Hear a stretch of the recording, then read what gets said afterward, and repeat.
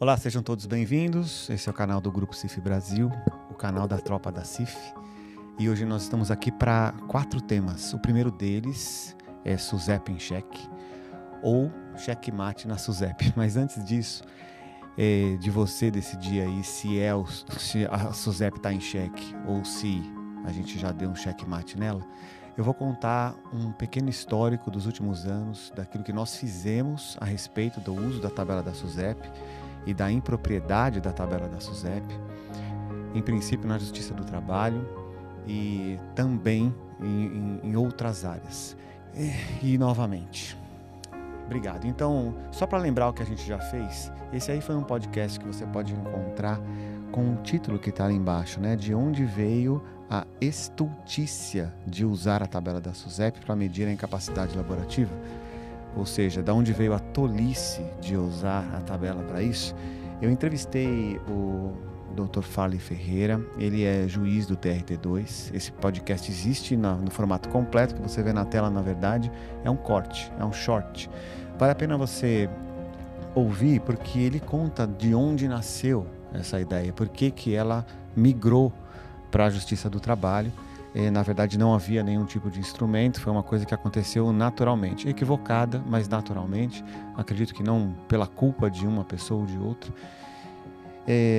E a partir de 2005, esse uso veio crescendo, até que ela se tornou, na mentalidade das pessoas, dos peritos, dos advogados e até mesmo dos juízes, como o instrumento para medir incapacidade laborativa ou para mensurar qualquer tipo de indenização na Justiça do Trabalho. Bom, vamos dar sequência nos slides aí, Guga, e a gente vai ser rápido. Tinha que apresentar uma solução. Então, em 2018, houve para nós, para o Grupo CIF Brasil, uma demanda, uma solicitação de criar algo que pudesse ajudar a resolver esse problema, e nós criamos um protótipo. Essa foto que está em cima é uma foto de um evento que houve na Alemanha, em Hamburgo, onde a gente apresentou o protótipo. Esse portal que aparece aí na tela era um protótipo na época, hoje ele é algo real. E na foto de baixo é um outro encontro no mesmo ano, só que na Coreia do Sul, e vocês podem ver aí no canto inferior direito que a tabela da SUSEP aparece ali, ó, SUSEP Table, e a gente estava, na verdade, colocando ali uma possibilidade, uma tabela alternativa, e por isso que naquele momento ela não tinha um título, né? Era Escape Table, né? E isso acabou virando o título mesmo da tabela. Pode ser. Bom, a ideia era resolver o problema, por isso que naquele momento nós iniciamos, já na Alemanha, um projeto de pesquisa que contou com um consenso entre 150 membros do Grupo de Referência em Funcionalidade e Incapacidade da OMS, o FDRG. E lá nós tiramos da CIF aquilo que era interessante e importante para a incapacidade laborativa.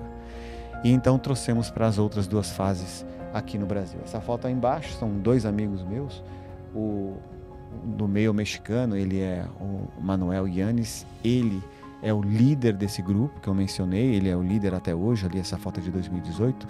E o Olaf é um alemão que vive no Canadá, mas que fala português, porque se formou em medicina no Brasil, ele está à direita. A ideia era a seguinte: já que a gente tem o interesse em ter legislação trabalhista de primeiro mundo, então nós precisamos indenizar como o primeiro mundo indeniza. Por isso, a gente tem que resolver esse problema de deixar de usar a tabela da SUSEP, que ela já não era adequada, nunca foi adequada para medir incapacidade laboral. Então, depois de finalizado o processo, que durou mais um ano, né? A gente teve a primeira publicação, que hoje está disponível aí na Biblioteca Digital Jurídica do Superior Tribunal de Justiça, da tabela ESC. Essa é a primeira publicação da tabela ESC. Eu contei aí com auxílio primoroso, né, muito valoroso, dessa desembargadora federal que vocês olham na tela, Ivani Contini Bramante. Ela é desembargadora federal do trabalho e foi autora desse artigo junto comigo. E tivemos outras publicações, tá? Então, à esquerda tem aí uma publicação sobre a impropriedade da SUSEP. No meio você vê uma edição especial da revista com 11 publicações falando das 5 fragilidades da SUSEP e as 7 potencialidades da CIF. São 12 publicações, de um advogado que se chama Agamenon Martins, e a revista CIF Brasil abriu esse espaço para divulgar e abrir essa discussão. À direita você tem um artigo mais recente que validou o cálculo único para uso da CIF de vários instrumentos, incluindo a tabela S que eu estava mencionando aqui. Então esse aqui é um pequeno histórico entre 2020 e 2024, logo depois da primeira publicação, que foi em 2019. Vamos seguir? Bom, outros eventos nós fizemos. Você vê aí à esquerda, eu convidei o Augusto Esperança. Ele é um jornalista que era de um programa famoso da cultura, e ele participou junto comigo, junto com o Oscar Cini, que é um médico muito conhecido, um perito muito conhecido do Rio de Janeiro, e o Farley, de novo, né, o juiz aqui conosco, para falar sobre o problema do uso da tabela da SUSEP. A gente chamou isso de SUSEP em Xeque, né? Foi, na verdade, um movimento. Fizemos mais de uma vez. Embaixo foi um outro podcast, junto com a Ivani Contini Bramante mais uma vez. E aqui à direita, vocês veem aí, só digitar no Google SUSEP em Xeque ou digitar no YouTube SUSEP em Xeque, que você vai encontrar todos esses vídeos que estão à disposição para conhecer em detalhes como é que foi esse trabalho. Bom, como de costume, a gente também faz o nosso trabalho artístico, né? Então, à esquerda, a gente tem ali uma heroína, uma multiplicadora do Grupo CIF Brasil, que fez esse desenho, uma musiquinha, se você quiser conhecer, ó, escrever, né? Advogado contra a tabela da SUSEP, use a CIF. E aqui à direita é uma musiquinha, também a Melô da SUSEP. Ela é uma paródia registrada, tá? Uma paródia registrada. Se você quiser gravar, precisa procurar o autor que vos fala. Bom, e então, já mais recentemente, no ano de 2024, nós nos deparamos com uma sequência de normas da própria SUSEP a respeito da sua tabela. Então, essas circulares que estão aí à esquerda, a 29 instituiu a tabela da SUSEP. A 302 de 2005 revogou, só que não revogou na íntegra. Revogou tudo, menos a tabela. Então, a tabela continuou vigorando. E em 2022, a circular 667 revogou a 302. Então, no mundo jurídico, a tabela da SUSEP já não existe mais. Se você é juiz, se você é advogado, se você é perito, se você é assistente técnico, deixe de usar a tabela da SUSEP. Você pode também procurar por esses outros documentos aí. Ou à esquerda você vê a manifestação da Associação Internacional da CIF a respeito dessa revogação.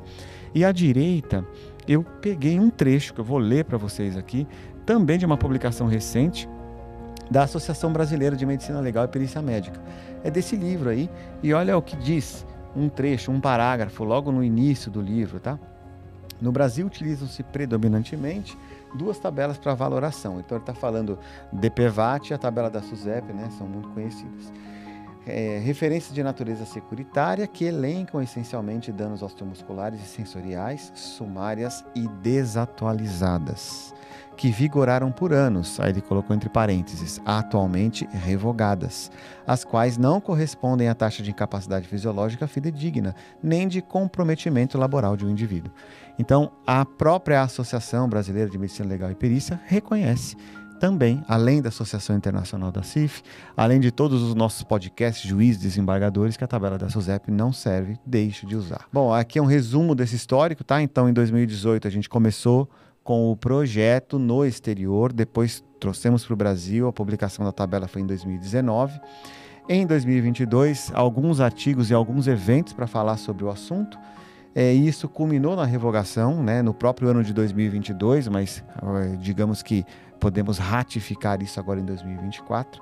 E a tabela, uma tabela alternativa para uso, que é a tabela S, que não é a única, mas é uma opção, foi validada no ano anterior. Bom, tá aí, ó, o que eu coloquei, mais um trecho da tabela da Associação Brasileira de Medicina Legal. E olha o que ela cita aqui, uma outra coisa importante. O diagnóstico médico nosológico ou sindrômico do dano, assim como a repercussão da funcionalidade em diversos graus, é realizado conforme princípios propedêuticos e adota preceitos de maior consenso científico. E aí ele fala CID e CIF. Então essa própria tabela aqui, a nova, ela está dizendo que, ok, ela vai ver o dano corporal. Mas para você ver a repercussão da funcionalidade e determinar graus de incapacidade laborativa, você tem que usar as classificações internacionais que estão mencionadas aqui, a CID e a CIF, ou instrumentos baseados na CIF, que é o que a gente indica, que o Grupo CIF Brasil indica. Por último, então, e não menos importante, quero falar para vocês que está à disposição esse novo livro, a Tabela Brasileira e tabelas internacionais comentadas e codificadas. Se você quer adquirir esse livro, ele deverá ser lançado no início do próximo ano. Você pode fazer a leitura desse código para que você entre na lista de espera para a compra do livro.